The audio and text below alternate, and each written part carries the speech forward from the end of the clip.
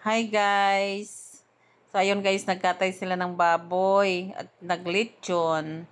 Kasi piyesta yan sa amin sa Cabayawa, Mindanao, Tubay, Agusan del Norte. So ayun, ang bahay namin, pasensya na, guba, sira. Hindi mapaayos-ayos kay way kwarta. So ayun pala guys, piyesta yan. Kaya naglitsyon at nag-ihaw kami ng isang baboy. So, katagal-tagal ng panahon, nakauwi din sa wakas. 9 years akong hindi nakauwi. Yung nanay ko, 16 years, 14. Kapatid ko na sa 14 din. Ang hirap kasi ng pamasahe, Diyos ko, ang hirap. Tapos, syempre, mayroon ka pang pocket money, di ba? Tapos, may nag-aaral pa, dami mong babayarin. Ay, nako. Tapos, ayun, ang ginawa namin sa lechon na inihiwa-hiwa ng kapatid ko kasi 'di ba, pag i-display mo yan doon, maubos agad. So, mas maganda yung hiwa-hiwain, tapos i-display doon. At least nakahiwa na. Oh. Tapos nandito na, magtanghalian na yan, piyesta na kasi yan eh. Yung mga ano ko lang naman yan, mga kamag-anak, ya halos. Tapos ito, mag-asawa, pamangkin ko, anak ng cousin ko. Dati nakatira dito sa Maynila, lumipat na sila sa province. Okay naman buhay nila sa province. Kaya, gano'n lang talaga ang life natin. Hindi natin alam kung saan tayo talaga titira. Ito madaldal kasi ito, komedyante to eh. Nagpapatawa to lagi. Oh, tingnan mo kung ano-ano sasabi. Tapos ayun, ang kapatid ko, ang sister-in-law ko, nag-aayos na sila ng papagkain. Oh. Ganon talaga. So, May 3 pala yan, guys. 2024. Ito lang May. So, ang sarap kayo umuwi kasi nakikita mo na yung mga kakaibang lugar. Ang daming nagbago. Mga bahay, dumami na yung bahay. Tapos, nagtataasan na yung mga kahoy, mga niyog. Sabi ko, ano ba yan? Kakaiba. Tsaka masaya na siya ngayon. Di gaya dati, napakatahimik. Ang saya-saya na ngayon yung lugar namin. Kaya masarap sana umuwi every year. Ang kaso, ang mamasahe, ang mahal. Tapos andito, magkikita-kita kayo ng mga di ba, magkakasin, magpe-friend. Yan, mga cousin ko yan. Ini-introduce. Ayaw kasi nila ayaw nila magpa-video. Kaya yun, naglatay mata. Itong isa, itong naka-brown ay galing sa Davao. Tapos itong dalawa magkapatid. Ito mga close ko talaga yung mga ito, tabi ko. Ayan, may mga asawa na yan. Tapos ito yung naka-orange, ay close naman ng kapatid ko. Kaya yun, ang saya-saya pag nagkita-kita, tawanan. Tapos nag-iiba na yung mga anyo, di ba?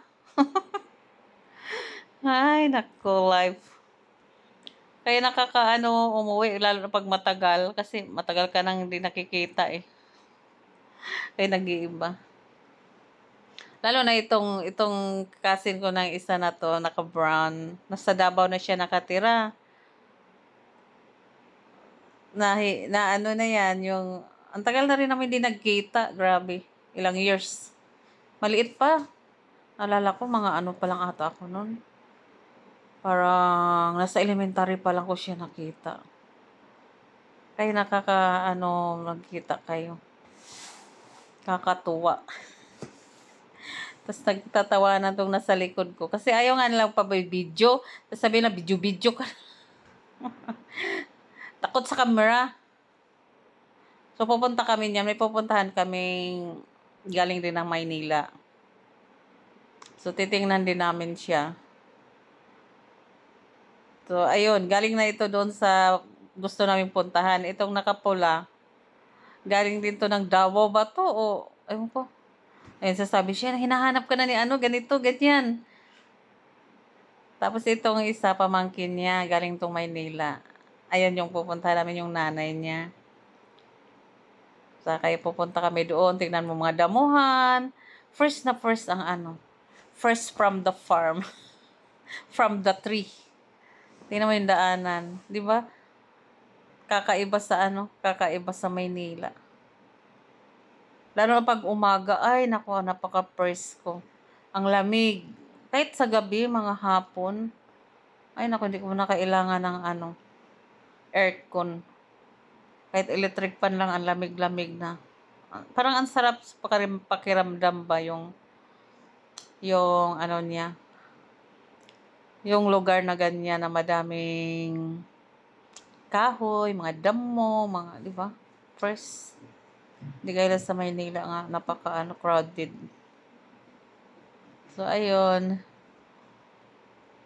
Kung ano-ano na lang mga pinagsasabi. So, pupunta na kami dyan. Sinasabi pala ng cousin ko itong naka-brown na dito kami dati nakatira. Ayan. Tinuturo niya. Kasi yung bahay pala nila dati, na nung lumipat na sila ng Davao, kami ang pumalit. Kasi kawawa talaga kami guys ba, wala talaga kaming bahay. Hirap, sobra ang hirap. Diyan kami nakatira, yan. Sa may mga kawayan.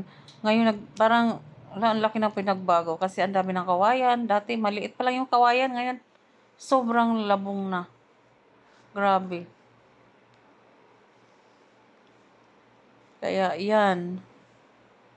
Tapos may tulay pa yun dyan. Ngayon, wala nang tulay. Tingnan mo. Bumabaha yan dyan eh. Tapos sinambakan na pala nila yung mga tulay. Yung tulay, ayan.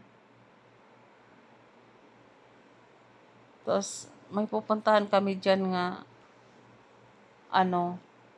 Yung kapitbahay ko dati. Namin dati. Ay, hindi kapitbahay. Yung pinupuntahan ko dati, na kamag-anak din namin.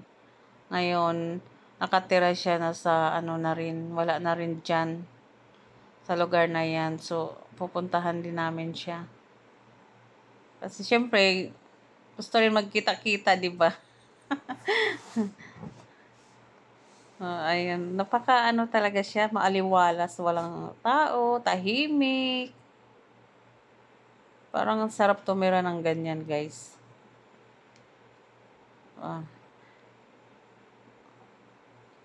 Kakaiba ng lugar. Talaga siya. Tapos, ayun na, malapit na kami sa bahay na pupuntahan namin. May nagiinuman ata. Parang nahihiya pa kami. Pero wala, dire-diretso lang. May nagiinuman. Kasi syempre, piyesta. Nagsaya-saya. So, ayun na, nakikita na namin yung pupuntahan namin. Andun, nakaupo na sila sa diskanso. Sa terrace. Itong naka-white, ayan talaga yung, lagi akong pupunta sa bahay nila. Parang kasi na rin kami, pero parang medyo malayo-layo na ata. Yung mama ata niya, tsaka tatay ko, parang magkasin din yan. Hindi ko na alam yung kwento ng buhay. Tapos, ayun, nakarating din kami sa pinaroonan namin. So, nakita-kita, ito na. To siya? Itong white, naka-white na to, napaka niya. Ano ba yan? Garaon? Napaka-funny. Oh ba yan? English pa. Napaka nagpapatawa ba? Tingnan mo. Dalawa lang tayo anak niya. Dalawang anak niya. Tapos ngayon single na yan. Naghahanap ng naghahanap ng makasama sa buhay. Maganda yan siya. Palabiro ba? Napaka-palabiro yan siya sobra. So, ayun, nag-iinuman sila. Sabi niya, yan, kuhaan mo yan sila. Yan, itong nakatabi ng brown ay yan ang kapatid niya. Ito ang may-ari ng bahay. So, nandoon yung mga pamangkin niya. Tapos yung dito naman, yan mga nakadilaw, parang naka-gray. Mga pamangkin ata niya. Pasaway yun. Kinuha na yung camera kasi sabi niya, bakit ako lang lagi mo kinuha? Kinukuha niyo ako lagi. So, ayun, kaya nagtatawanan kami, kaya tinututok talaga sa mukha. Pasaway na babae na to. Ito naman, yan. Ayan siya, nang tawa ng tawa. Nasa Maynila na siya nakatira, kaya nagkita-kita talaga ang saya-saya. Kaya pinag-uusapan yung mga nakaraang buhay, di ba? Yung mga nakaraan, yung mga kabataan pa kayo na pinagagawa nyo. Di ba? Saya-saya, kaya pati butiki kinukuhaan ko. Ay, nako, life. Oh, di ba? Ganyan talaga, madaming butiki sa province. Ito naman ay kapatid nitong katabi ko na galing Maynila. Itong nakamaong. Ayan. Itong mga nakadilaw, ay hindi ko na sila kilala yung tatlo. Kasi alam ko mga pamangkin nata niya yan sa anak ng mga anak kapatid niya. Oh. Palainom na pala to ngayon. Tatawanan na masyado kasi nalasing-lasing na siguro tong mga to. Ayaw magpapakuha ng video. Kaya wala na akong ginawa ko, di mag-video ng video. Alam mo naman, mahilig ako sa video-video. O, di ba? Sapol kayo sa camera ngayon. Sapol. Ay, nako, life.